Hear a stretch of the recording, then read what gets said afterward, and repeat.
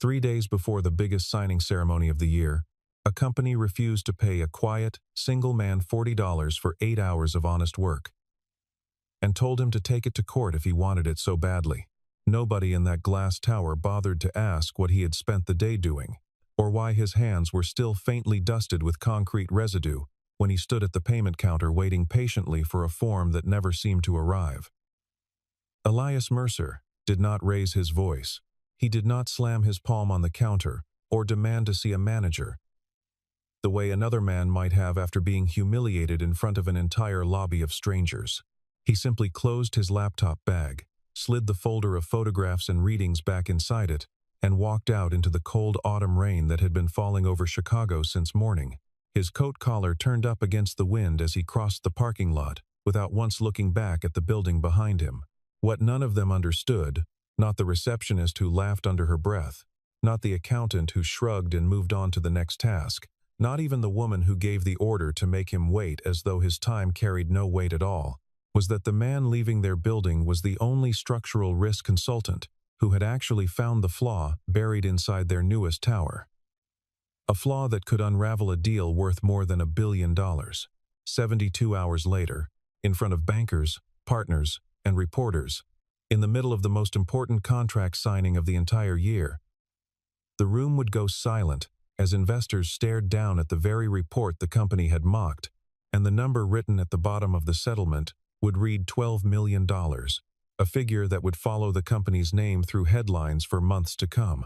Elias Mercer was 41 years old, and he had built a quiet, steady life out of precision. He worked as an independent structural inspector and risk assessor, the kind of professional companies called when they needed a second set of eyes they could trust completely, someone with no stake in the outcome except the truth. He had been divorced for several years, and though he lived alone now, in a modest apartment on the north side of the city, his days were shaped by discipline rather than sentiment.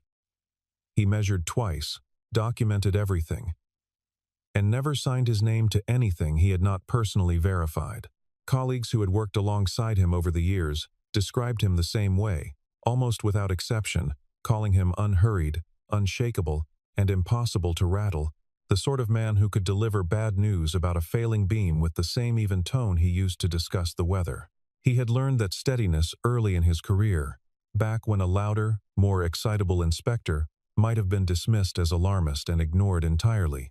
Quiet certainty, he had come to believe, carried further than noise ever could.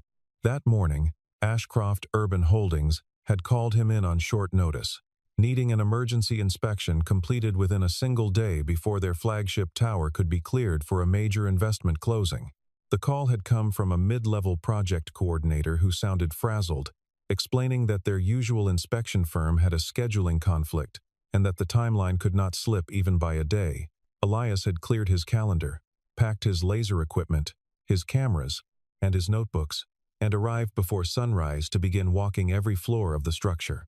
He worked alone, as he always did, moving from the underground levels upward with methodical patience, pausing at every junction, every seam, every place where one material met another, carrying with him the quiet certainty that thoroughness now would prevent far greater trouble later. By the time the sun had fully risen over the skyline, he had already logged more measurements than most inspectors would take in a full week, filling page after page of his notebook with careful, legible handwriting that left no room for later confusion. By early afternoon, he had completed the full survey, moving methodically through mechanical rooms, load-bearing corridors, and the underground parking structure that supported the entire weight of the building above it. He worked with the same unhurried thoroughness in every section, crouching beside support columns, running his gloved hand along seams in the concrete, and cross-checking each area against the blueprints loaded onto his tablet. Something in the third sublevel caught his attention immediately, a section of reinforcement that did not match the original specifications on file, the kind of detail that would have been invisible to anyone not specifically trained to look for it. He photographed it from several angles, took laser measurements to confirm the deviation, and noted the anomaly carefully in his preliminary report before continuing his walkthrough, unwilling to let the discovery rush the remainder of his work. When the inspection was finished, he submitted his findings to the front desk exactly as instructed.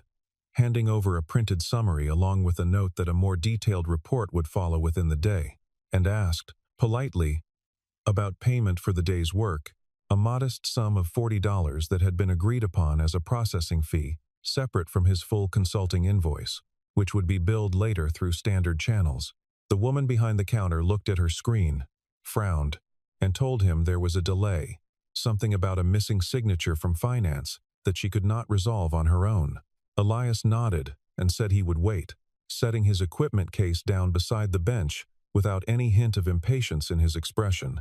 He waited for nearly 2 hours in the lobby.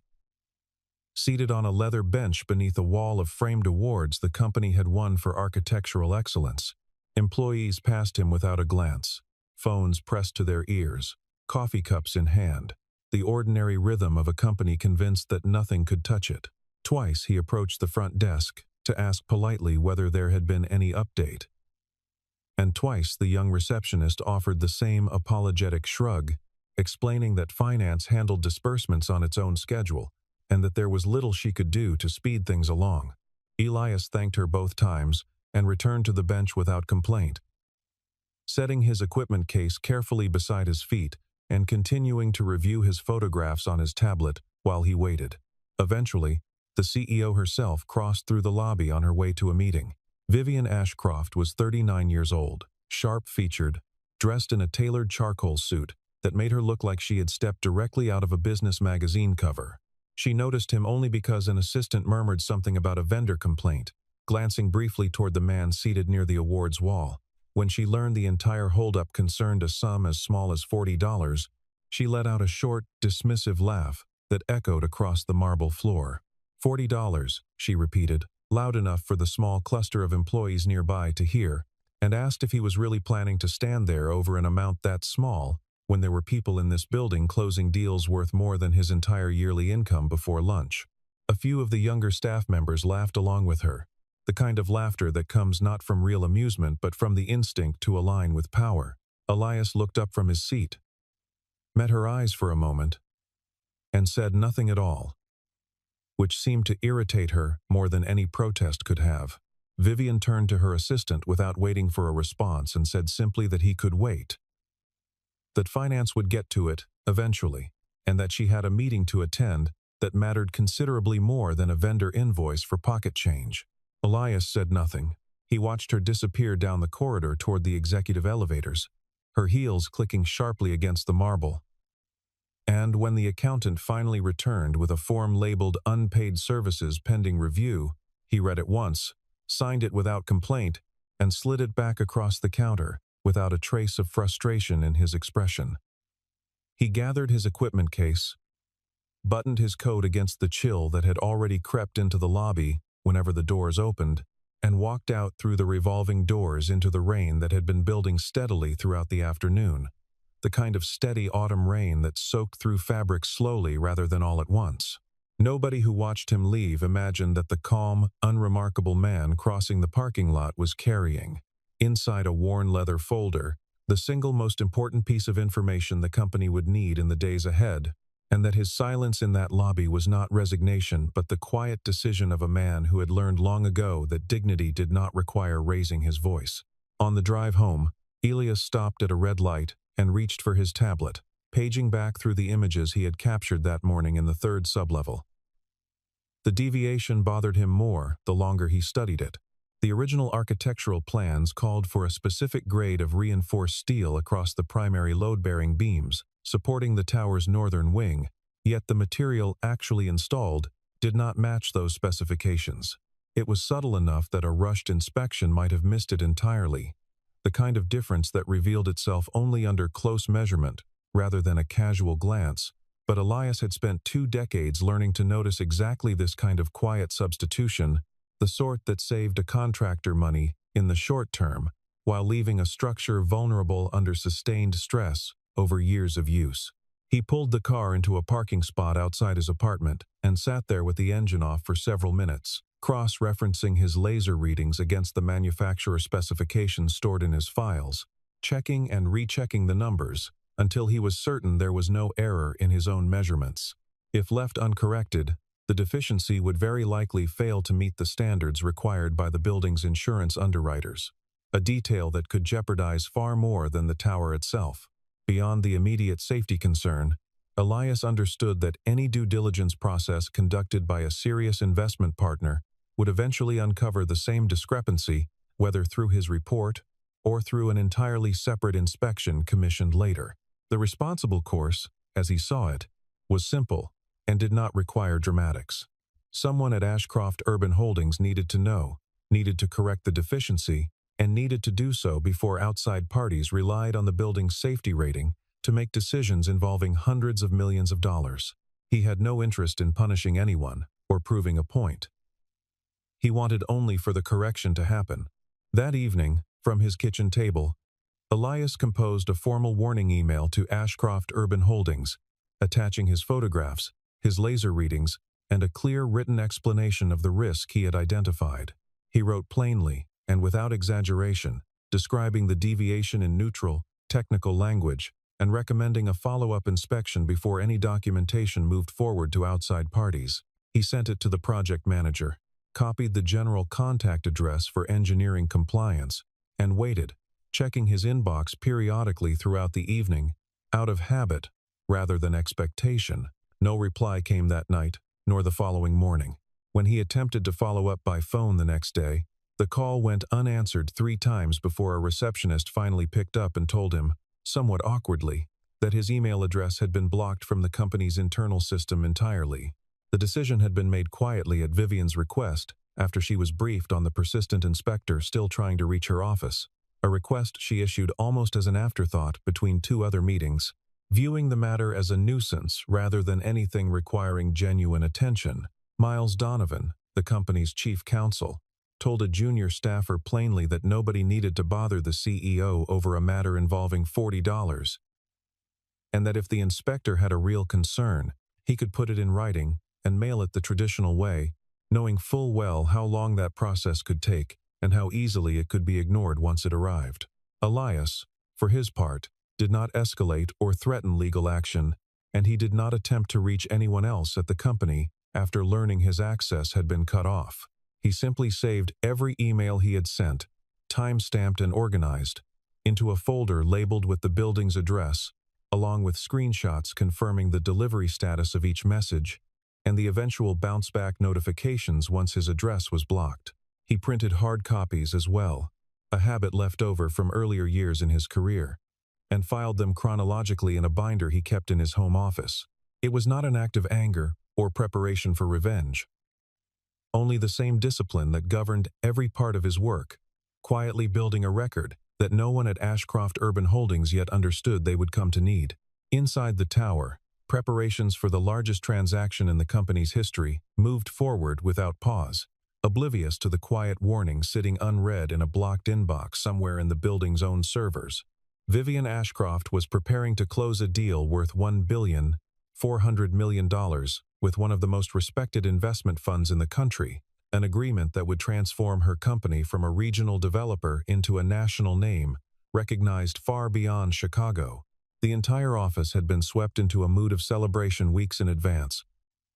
Banners quietly commissioned, catering arranged, and press releases drafted well before a single signature had been placed on paper. Every detail of the closing ceremony rehearsed down to the minute. Vivian gave interviews to business journalists throughout that week, in which she spoke with total confidence about the soundness of her flagship property, insisting there was no risk whatsoever in the underlying asset, that every inspection had come back clean, and that investors could trust the numbers completely without reservation. She believed this not because she had verified it herself, but because she had never needed to before.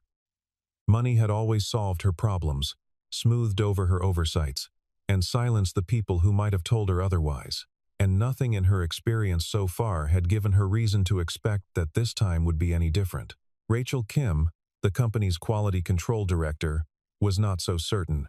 At 35, she had spent years quietly reviewing documentation behind the scenes, rarely receiving credit but taking her responsibilities seriously regardless, the kind of employee whose work only became visible when something went wrong. As she assembled the final compliance binder for the investment fund's due diligence team, Cross-referencing every page against a checklist she had built and refined over years of similar closings, she noticed a critical gap: the absence of a final signed verification from the independent structural consultant who had completed the emergency inspection days earlier. Without that signature, the entire compliance package was technically incomplete, a detail that could raise uncomfortable questions if anyone examined it closely, and one that her training told her could not simply be overlooked, no matter how minor it seemed, to everyone else around her. She brought the concern directly to Vivian, expecting a simple instruction to resolve it. Instead, Vivian waved her off without looking up from her desk, saying there was no need to worry about a minor formality from a contractor nobody would remember by the following week. Rachel left the office troubled, and later that evening, without telling anyone, she found Elias Mercer's contact information in the vendor records and placed a call to a number she had been explicitly told not to use. They met the next afternoon in a small coffee shop several blocks from the tower, chosen deliberately because neither of them wanted to be seen together by anyone from the company. Rachel arrived first, choosing a table near the back where the noise of the espresso machine would cover their conversation from anyone who might wander too close. When Elias walked in a few minutes later, carrying his laptop and the same leather folder he had walked out with days earlier, she almost did not recognize him without the fluorescent lighting of the lobby washing out his features.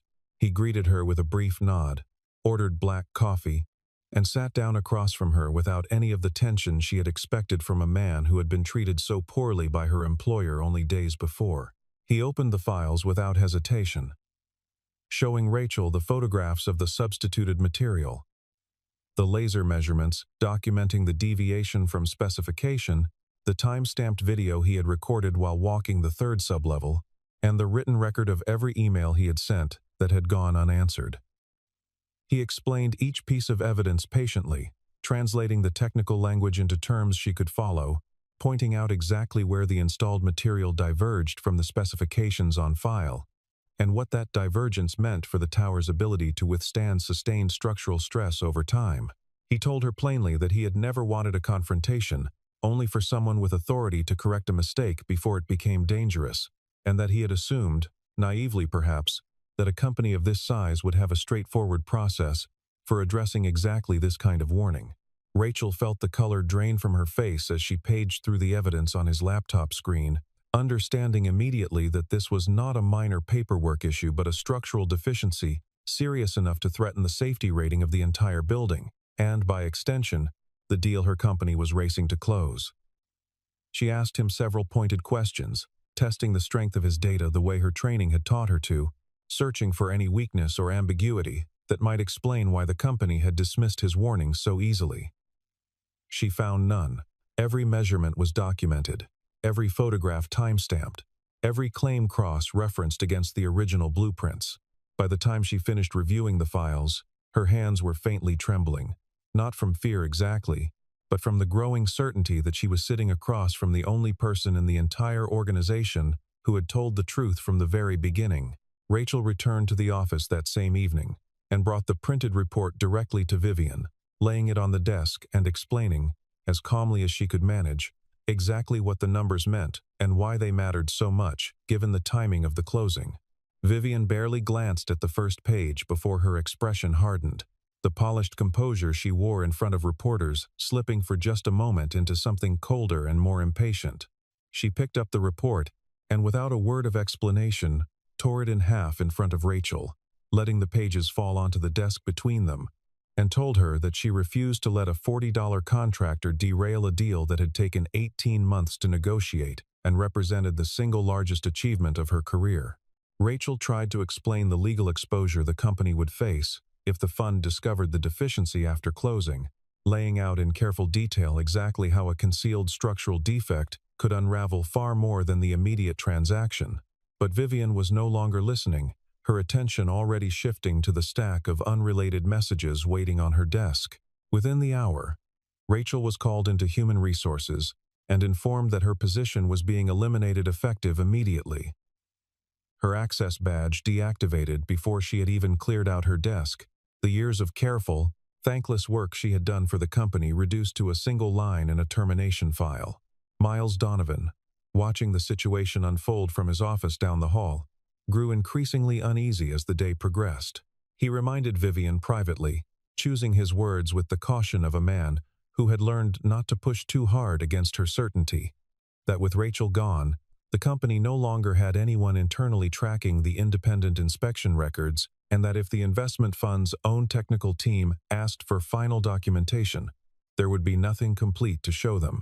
Vivian dismissed the concern outright, insisting that no investor in their right mind would walk away from a deal this size over a missing signature, and that she would handle any questions personally if they arose, waving off his hesitation the same way she had waved off Rachel's warnings only hours earlier.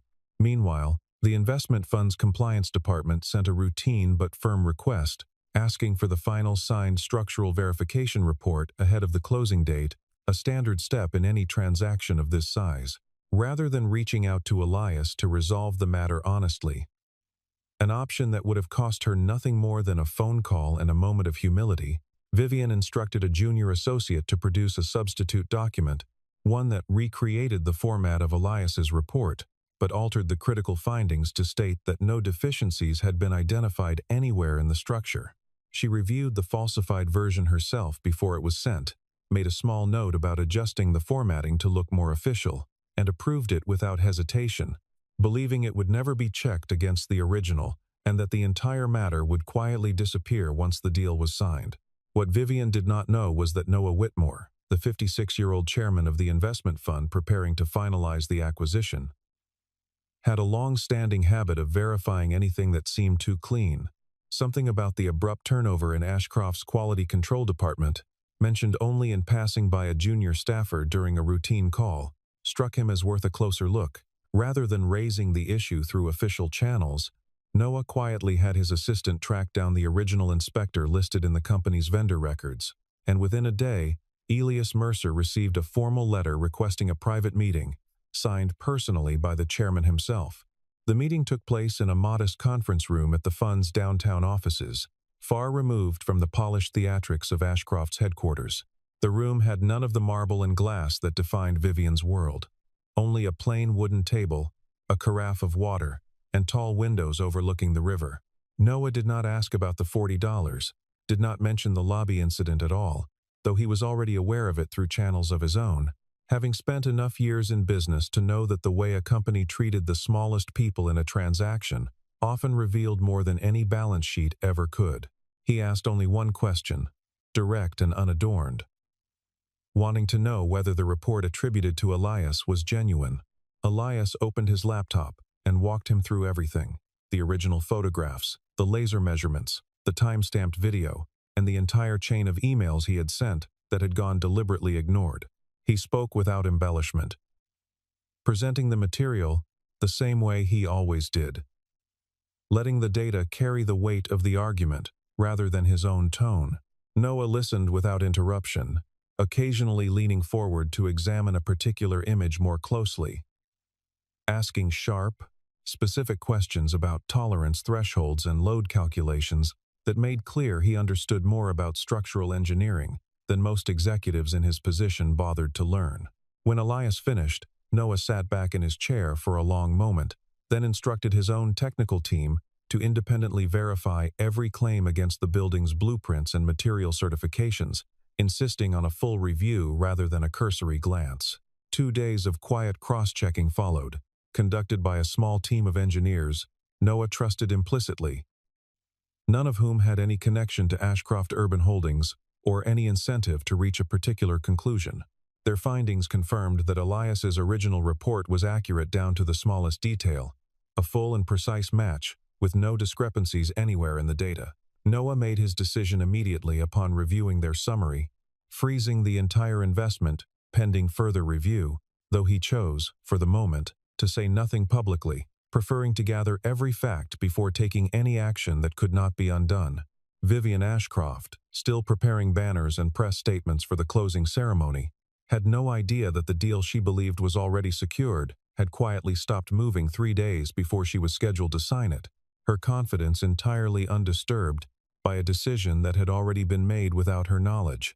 The morning of the signing arrived with the kind of polished confidence that only comes from never having been told no.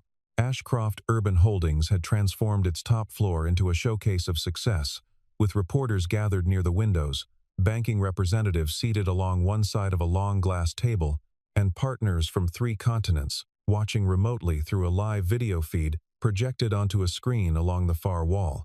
Waitstaff circulated quietly with trays of coffee and sparkling water. And a photographer moved along the perimeter of the room, capturing candid shots meant for the following morning's press coverage. The entire floor smelled faintly of fresh flowers arranged in tall vases near the entrance, a detail Vivian had personally approved the week before. Vivian stood at the head of the room in a deep blue suit, delivering a speech about vision, growth, and the unshakable strength of her company's flagship property, her voice carrying the practiced ease of someone who had rehearsed this exact moment for months in front of her bathroom mirror. She spoke of trust, of partnership, and of a future built on solid foundations, gesturing occasionally toward the architectural renderings displayed on easels beside her, entirely unaware of how literally that phrase was about to be tested in front of every camera in the room. Miles Donovan stood near the back, arms folded, watching the proceedings with an unease he had not been able to shake since Rachel's departure, though he said nothing and kept his expression carefully neutral. As the final documents were being placed on the table for signature, Noah Whitmore rose slowly from his seat instead of reaching for a pen. The room quieted, uncertain at first whether this was simply part of the ceremony. Noah reached into a leather portfolio and withdrew a bound document, setting it deliberately in the center of the table where every camera in the room could see it clearly. It was the original structural report, complete with Elias Mercer's photographs, his laser readings, and his signature at the bottom of the final page, the very report Vivian had once dismissed as unworthy of her attention. A hush spread across the room as reporters leaned forward, phones already recording. Vivian's practiced smile faltered as her eyes fell on the signature at the bottom of the page, a name she had heard mentioned once in passing and had never bothered to remember. Noah addressed the room calmly, without theatrics, his voice carrying the same measured tone he had used throughout the private meeting with Elias days earlier. He explained that his fund's own engineers had independently verified every finding in the report, and that the deficiency it described posed a direct risk to the safety rating underpinning the entire investment.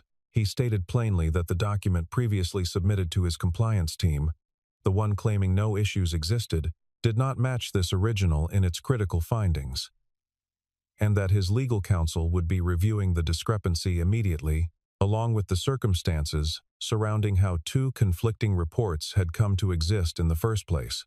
The bankers along the table exchanged uneasy glances, whispering briefly among themselves.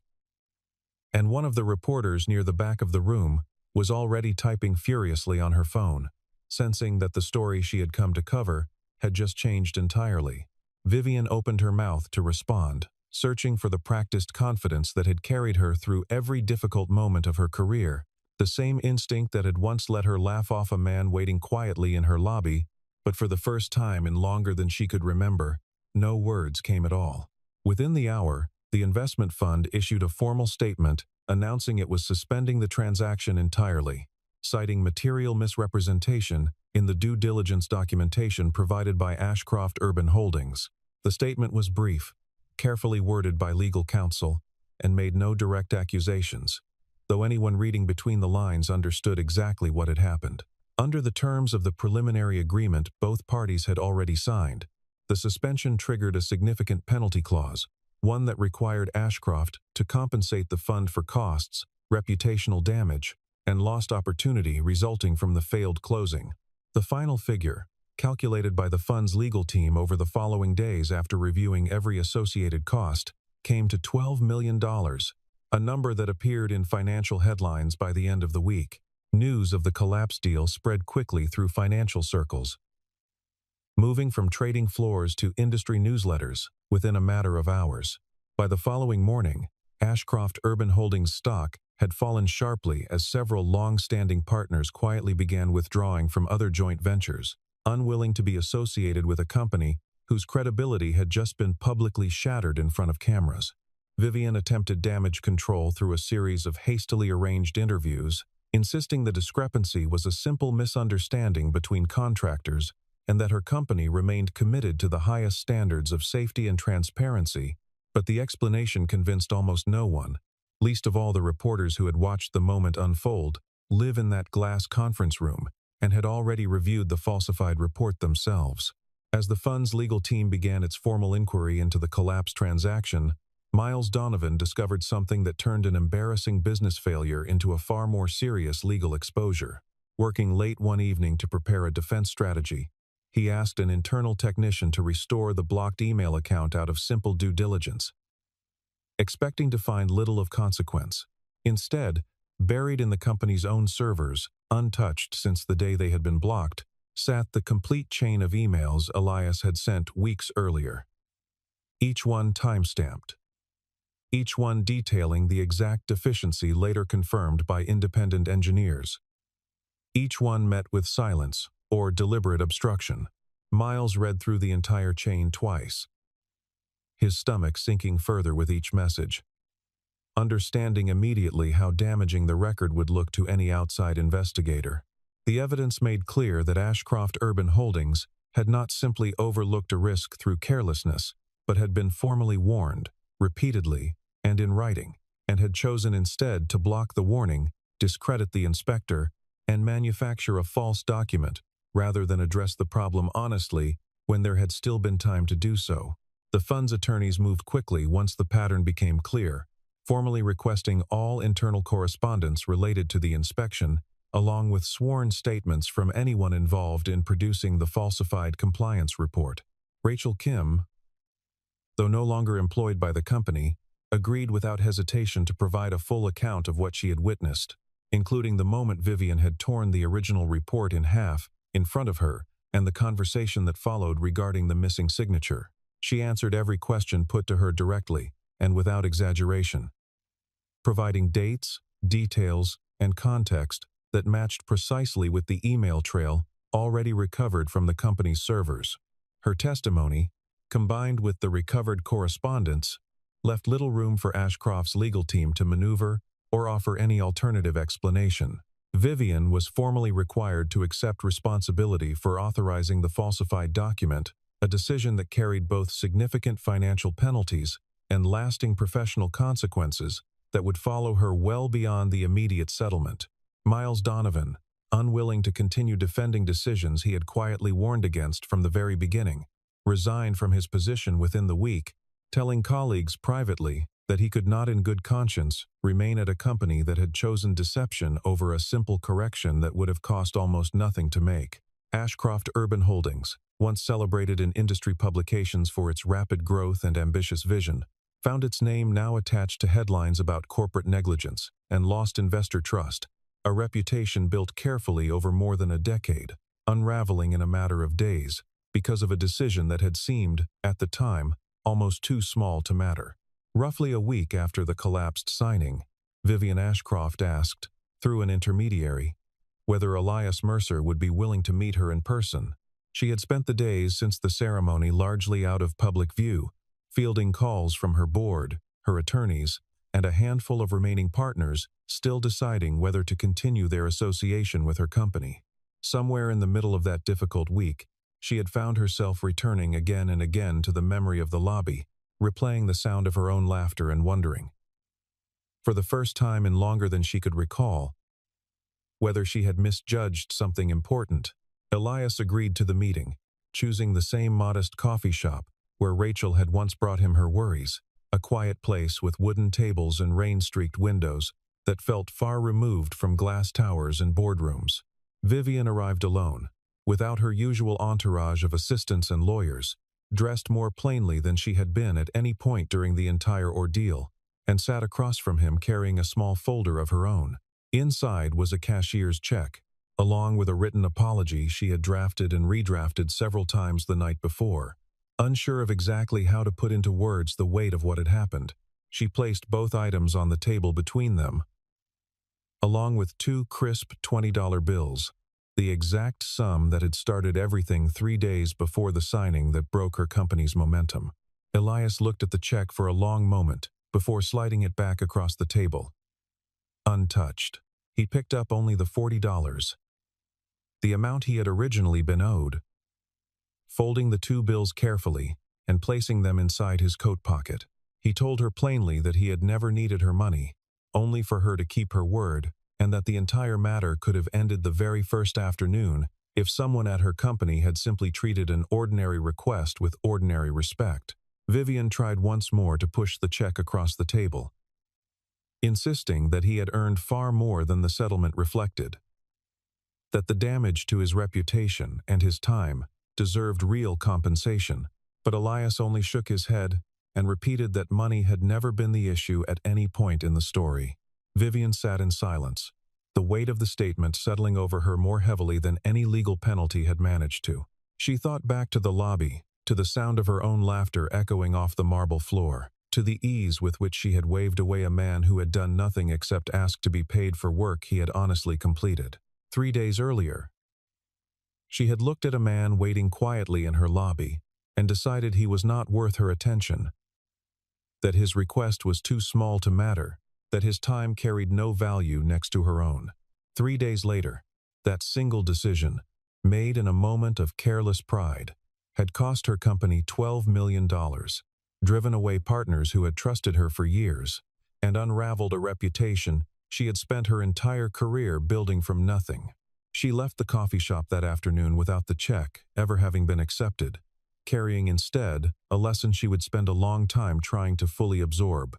In the months that followed, Elias Mercer's independent consulting practice grew steadily, his name circulating quietly among developers and investment firms as someone whose word could be trusted completely, someone who documented everything and compromised on nothing regardless of who sat across the table from him. Requests for his services began arriving faster than he could accept them, many from companies that had heard the story secondhand and wanted, above all else, an inspector who could not be pressured or dismissed. He remained the same in every meeting, arriving early, measuring twice, and refusing to sign anything he had not personally verified, unchanged by the sudden attention his name now attracted in certain circles. Noah Whitmore. Impressed by the composure and precision Elias had shown throughout the entire ordeal, formally invited him to join the investment fund as a senior advisor on risk assessment, a role Elias accepted on the condition that he could continue his independent inspections alongside it, unwilling to give up the fieldwork that had shaped his entire career. The two men developed a quiet, professional respect for one another over the following months, built less on conversation than on the simple fact that each had proven, in his own way, that thoroughness mattered more than convenience. Rachel Kim, after months of uncertainty and several difficult weeks searching for new work, found a position at a firm that valued exactly the kind of careful, unglamorous diligence that had once cost her a job and later helped expose the truth at Ashcroft Urban Holdings. She often thought back to the evening she had made the call to Elias, a decision that had felt uncertain and even reckless at the time, and came to understand it as the moment she had chosen, without fully realizing it, to trust her own judgment over the comfort of staying silent. The story of the man who was refused $40 and the company that lost $12 million because of it began circulating in business circles as a quiet lesson about the true cost of arrogance, repeated at conferences and cited occasionally in articles about corporate governance and risk management. It became, over time, a reminder that respect owed to any person, regardless of the size of the transaction in front of them, is never as small as it appears in the moment it is withheld, and that the true measure of a company often reveals itself not in how it treats its largest partners, but in how it treats the quiet, ordinary people it assumes no one is watching.